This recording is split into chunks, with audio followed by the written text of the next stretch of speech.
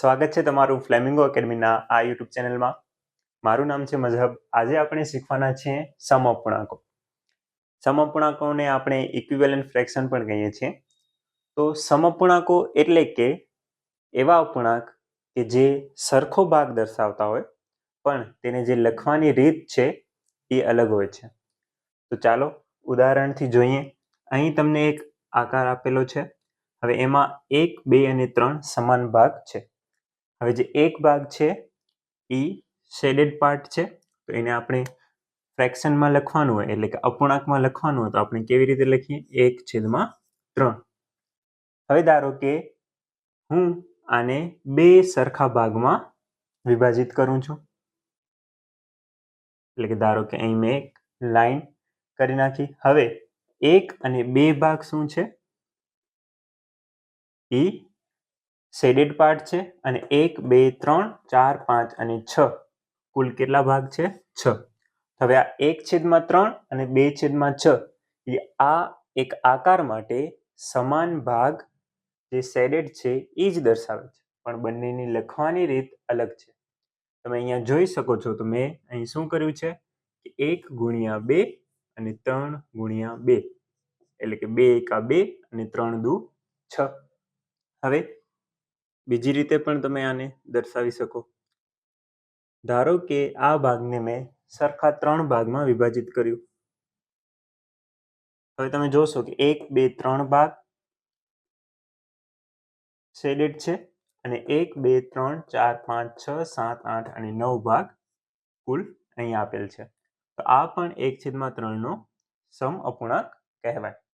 આવી રીતે જો આના મેં ભાગ સમાન ભાગ 6 કરી નાખ્યા, તો હવે 1, 2, 3, 4, 5 અને 6 ભાગ છે એ પૂરેલા છે અને ટોટલ 1, 2, 3, 4, 5, 6, 7, 8, 9, 10, 11, 12, 13, 14, 15, 16, 17 અને 18. તો આ પણ 1/3 સમઅપૂર્ણાંક છે. તો મતલબ સમઅપૂર્ણાંક ગોતવા માટે તમને જે અપૂર્ણાંક આપેલો હોય તેને કોઈ પણ પૂર્ણાંક સંખ્યા વડે અંશ અને છેદમાં સરખી સંખ્યાથી ગુણાકાર કરવો પડશે. તો ધારો કે 1/3, 1 ગુણ્યા 3 કરશો તો 3, ને 3 ગુણ્યા 3 કરશો તો 9, ને 1/3, 1 ગુણ્યા 6 એટલે 6, 3 ગુણ્યા 6 એટલે કે 18. હવે ધારો કે અહીં તમને આપેલું કે 2/5 છે, તેના કોઈ પણ 3 સમઅપૂર્ણાંકો લખો. તો 2/5 ના કોઈ પણ 3 અપૂર્ણાંક તો કેવી રીતે? તો 2 ગુણ્યા 2, 5 ગુણ્યા 2 એટલે 2 દુ 4 અને 5 દુ 10. 2/5 ગુણ્યા 3 કરી શકો અથવા કોઈ પણ પૂર્ણાંક સંખ્યા તમે લઈ શકો છો. 5 ગુણ્યા 3 તો 3 દુ 6 અને 5 તેરી 15. એવી રીતે 2/5 ને 2 ગુણ્યા ધારો કે મેં 10 કર્યા અને અહીં પણ ગુણ્યા 10.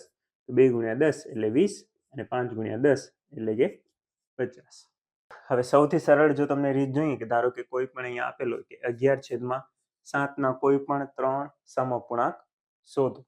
કોઈ પણ જ્યારે આપેલું હોય તો ત્યારે તમે પાછળ 0 લગાવીને લખી શકો. તો આ 11/7 નો સમઅપૂર્ણાંક છે. હવે બીજું જોઈતું હોય તો 11/7 પાછળ 2 0 લગાવી નાખો. આ પણ 11/7 નો સમઅપૂર્ણાંક. હવે અહીં 11 એની પાછળ 3 0, તો આ પણ છે 11,000/7000, એ પણ 11/7 નો સમઅપૂર્ણાંક. આને ગુણ્યા 10 વડે કર્યું, આને ગુણ્યા 100 વડે અને આને ગુણ્યા 1000 વડે. તો આ હતું ઇક્વિવેલન્ટ ફ્રેક્શન એટલે કે સમઅપૂર્ણાંકો. આવા જ મજેદાર ગણિત વિષય અંગેના વિડીયો માટે ફ્લેમિંગો એકેડમીના આ ચેનલને સબસ્ક્રાઇબ કરવાનું ભૂલતા નહીં. અને જો તમને જે અપૂર્ણાંકો હોય એમને કેવી રીતે રૂપાંતરિત કરાય તો એ શીખવું હોય તો અહીં એક વિડીયો આવતો હશે, એને ક્લિક કરીને તમે જોઈ શકો છો. આપણે મળ્યા નવા વિડીયોમાં.